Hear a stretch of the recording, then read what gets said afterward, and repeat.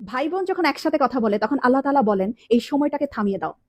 আমি খুব অবাক হয়েছিলাম এই হাদিসটা শুনে। আচ্ছা, ভাই বোন কথা বললে ফেরেশতাদেরকে আল্লাহ কেন সময় থামিয়ে দেওয়ার কথা বলল? পরে যখন ডিটেইল জানলাম তখন খুব কষ্ট লাগলো। ডিটেইলটা ঠিক এরকম ছিল। ভাই বোনের সাথে এই পৃথিবীর পরে আর কখনোই দেখা হবে না।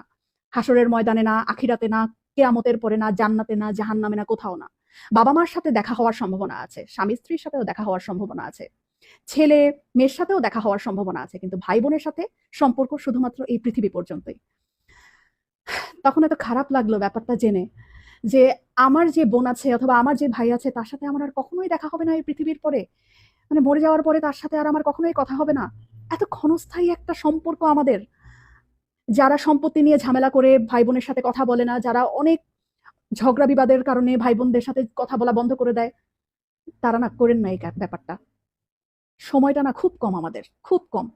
এত কম সময় নিয়ে আমরা পৃথিবীতে এসেছি এবং এই কম সময়ের মধ্যে আমরা আবার কলুষতা, আমরা আবার ঝগড়া বিবাদ এরকম করে আমাদের এত কাছের, এত আপন একটা মানুষ, একই পেটের, মায়ের পেটের বোন, মায়ের পেটের ভাইয়ের সাথে কথা বলা বন্ধ করে দিলাম। এই মানুষগুলোর সাথে তো আমাদের আর পৃথিবীর পরে দেখাও হবে না, কথাও হবে না। কি দরকার মনে এত কষ্ট রেখে?